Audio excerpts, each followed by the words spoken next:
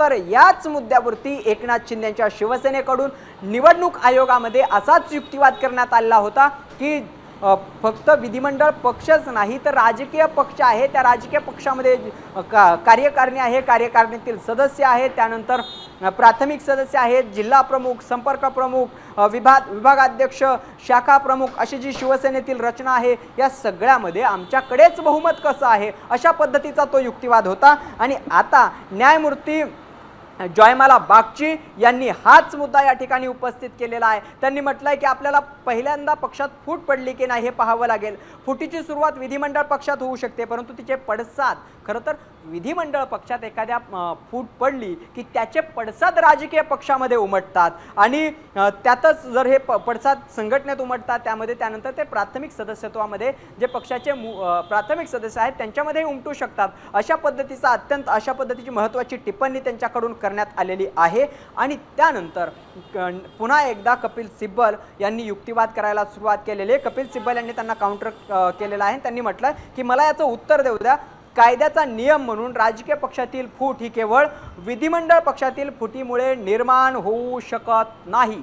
जी काही राजकीय पक्षामध्ये फूट आहे ती विधिमंडळ पक्षामध्ये फूट झाली म्हणून राजकीय पक्षामध्ये फूट गृहीत धरता येत नाही, निवडणूक आयोग असा निर्णय देऊ शकत नाही असा युक्तिवाद हा आहे तो कपिल सिब्बल यांच्याकडून केला जात असल्याचं आपल्याला पाहायला मिळतंय। त्यामध्ये त्यांनी असंही म्हटलंय की फुटीमुळे हे सगळं घटनापीठ आधी त्यांनी घटनापीठ जे आहे या सगळ्या प्रकरणाचा आधी जो निकाल दिला होता त्यांनी आधीच सगळ्या गोष्टी निश्चित केल्याचं सुद्धा त्यांनी या ठिकाणी म्हटलंय। त्यांनी म्हटलंय की त्यांनी ज्यावेळेस न्यायमूर्ती जयमाला बागची यांनी काही मुद्दे उपस्थित केले त्यानंतर कपिल सिब्बल यांनी म्हटलंय मला याचं उत्तर देऊ द्या, कायद्याचा नियम म्हणून राजकीय पक्षातील फूट ही विधिमंडळ पक्षातील फुटीमुळे निर्माण होऊ शकत नाही, हे घटनापीठाने आधीच निश्चित केलेलं आहे। सरन्यायाधीश धनंजय चंद्रचूड यांच्या घटनापीठाने एक महत्त्वाची टिप्पणी केलेली होती आणि त्यामध्ये त्यांनी म्हटलं होतं की विधिमंडळ पक्षातील फूट ही राजकीय पक्षातील फूट ही विधिमंडळ पक्षातील फुटीमुळे निर्माण होऊ शकत नाही। अशा पद्धतीचं धनंजय चंद्रचूड ज्यावेळी सरन्यायाधीश होते त्यावेळी त्यांच्या घटनापीठाने केलेली अत्यंत महत्त्वाची टिप्पणी त्याचा उल्लेख या ठिकाणी कपिल सिब्बल यांच्याकडून करण्यात आलेला आहे।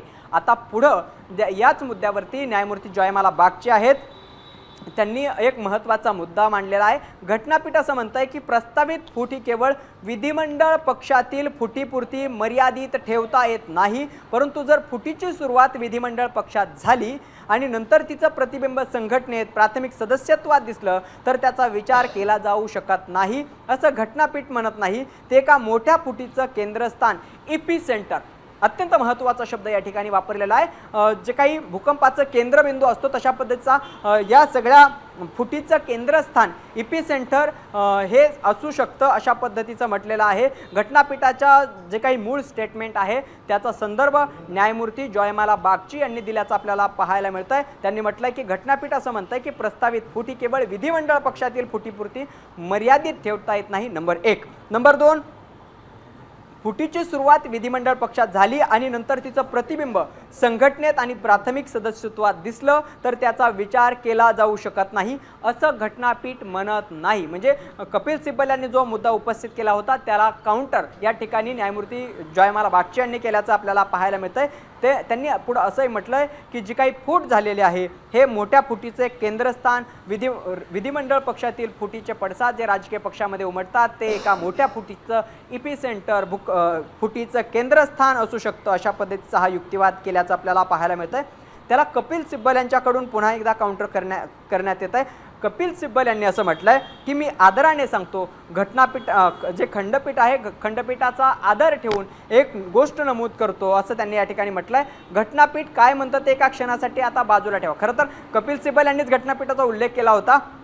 धनंजय चंद्रचूड यांच्या घटनापीठाने जी काही टिप्पणी केली होती जो काही निर्णय दिला होता त्याचा मुद्दा या ठिकाणी कपिल सिब्बल यांनी उपस्थित केल्याचं आपल्याला पाहायला मिळत होतं। आता त्याच मुद्द्यावरती ज्यावेळेस जयमाला बागची यांनी प्रश्न उपस्थित केला त्यानंतर या ठिकाणी पुन्हा एकदा आपण जर पाहिलं तर जयमाला बागची यांनी जो मुद्दा उपस्थित केलेला आहे त्याच मुद्द्यावरती कपिल सिब्बल यांनी पुन्हा एकदा काउंटर केल्याचं आपल्याला पाहायला मिळतंय। त्यांनी असं म्हटलंय की घटनापीठ काय म्हणतं ते एका क्षणासाठी बाजूला ठेवा, परिच्छेद 15 वाचा। निवडणूक आयोगाचा जो काही परिच्छेद आहे तो 15 वाचा, त्यामध्ये विधिमंडळ पक्षाबद्दल ते परिच्छेद काहीही बोलत नाही।